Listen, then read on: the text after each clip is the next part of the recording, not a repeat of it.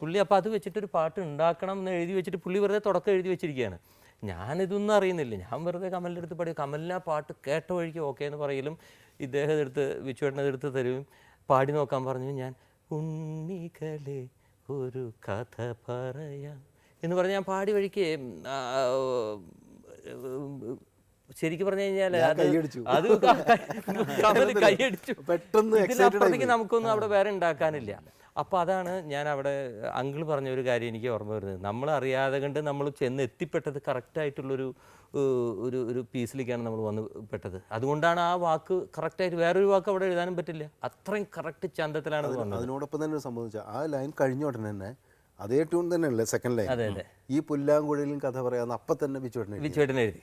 അപ്പോൾ അതിൻ്റെ ഏറ്റവും വലിയ തമാശ എന്ന് വെച്ച് കഴിഞ്ഞാൽ ഈ പുല്ലാങ്കുഴലിലും കഥ പറയാം, അതാണ് കഥ.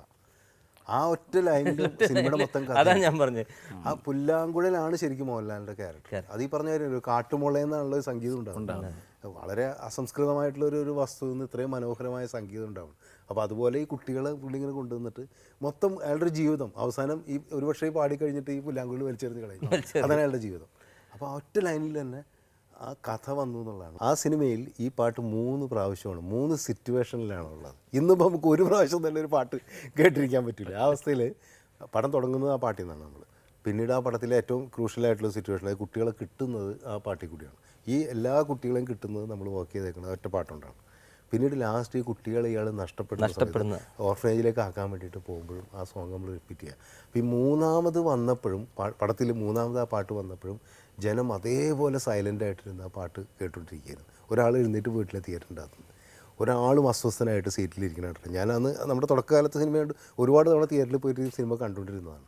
മറ്റൊരു പ്രത്യേകത 3 തരത്തിലാണ് അതിൻ്റെ ഓർക്കസ്ട്രേഷൻ. ട്യൂണിങ്ങും 3 തരത്തിലാണ്. ലിറിക്സും ട്യൂണും മാറിയിട്ടില്ല, പക്ഷേ കേട്ട് കഴിഞ്ഞാൽ എല്ലാത്തിനും വേറെ ഫീലാണ്. ഒന്ന് ഒരു മെലങ്കുളിക്കായിട്ടുള്ളൊരു മൂഡ്, പിന്നൊന്ന് ഭയങ്കര ഹാപ്പി ആയിട്ട് ഈ പിള്ളേരെയൊക്കെ കിട്ടിയത്, പിന്നെന്ന് വെച്ച് കഴിഞ്ഞാൽ ഭയങ്കര പാത്തറ്റിക് ആയിട്ട്. ഈ 3 മൂഡിനും ഈ ട്യൂണും ഈ ലിറിക്സും മാച്ച് ആയെന്നുള്ളതാണ്. ഭാവങ്ങൾ മാറുന്നുണ്ട്.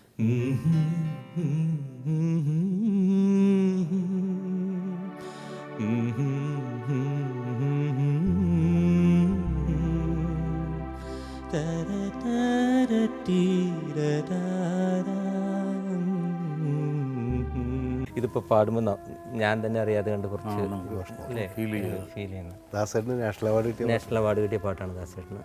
ഇത്രയും വ്യത്യാസങ്ങൾ ഈ പാട്ടിന് വരുത്തിയിട്ടുണ്ടെന്നുള്ളത് ഒരുപക്ഷെ അറിയാതെ നമ്മുടെ മനസ്സിൽ കയറിയിട്ടുണ്ടാവും, പക്ഷെ അതിൻ്റെ ആ ചേഞ്ചസ് മനസ്സിലാവുന്നത് ഇപ്പോഴാണ് അല്ലേ? അത് നമ്മൾ പടം കാണുമ്പോൾ നമ്മൾ ഓരോരോ സിറ്റുവേഷനിൽ അത് ഡയറക്ടർ അതിമനോഹരമായിട്ട് നമുക്ക് ആ പാട്ടെല്ലാം ഒരു വ്യത്യസ്തമാണെന്ന് തോന്നുന്നത് അവിടെ ചേരായി വന്നാലാണ് നമുക്ക് അവിടെ അത് മുളച്ചു നിൽക്കുകയുള്ളൂ. അത് ആ സീനിൻ്റെ കൂടെ അത്രയും ബ്ലെൻഡ് ആയിട്ടുണ്ട്.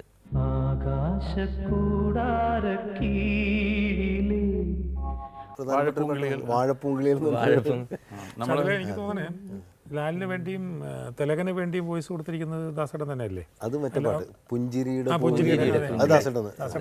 2 വോയിസ് ആയിട്ട് പാടിയിട്ടുണ്ട്.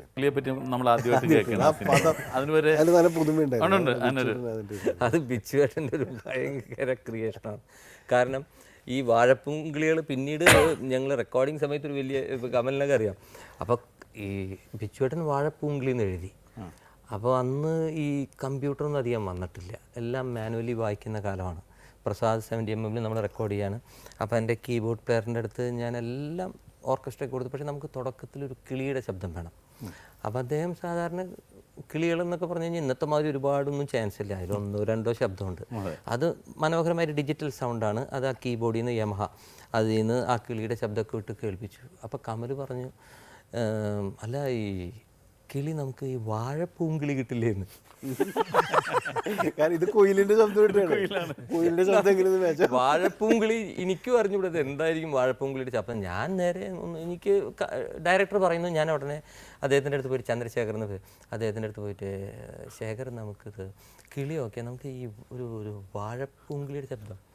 പുള്ളി ഉടനെ എൻ്റെ അടുത്ത് ജപ്പാൻകാരൻ അറിയുന്ന വാഴപ്പൂങ്കിളി ഇത്രയേ ഉള്ളൂ, ഇത് വേണമെങ്കിൽ എടുത്തോന്ന് പറഞ്ഞു.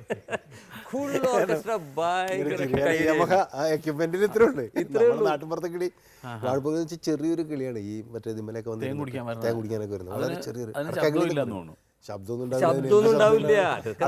പറയില്ല നമ്മൾ, അതുപോലത്തെ കിളിയാണ്. അത് നമ്മൾ ഒരു സുഖത്തിനല്ലേ, ഇതിനൊക്കെ ഒരു ഇമാജിനേഷനാണ്. എന്നിട്ട് ആ കിളി തന്നെ വെച്ച് ഞങ്ങൾ അഡ്ജസ്റ്റ് ചെയ്തു. അതിലും ഇതുണ്ടല്ലോ. അപ്പോൾ ആ കിളിയുടെ ആ പേര് വെച്ചതിനും ബിച്ചുവേട്ടൻ്റെ ഒരു ന്യായമുണ്ട്. കറക്റ്റാണത്.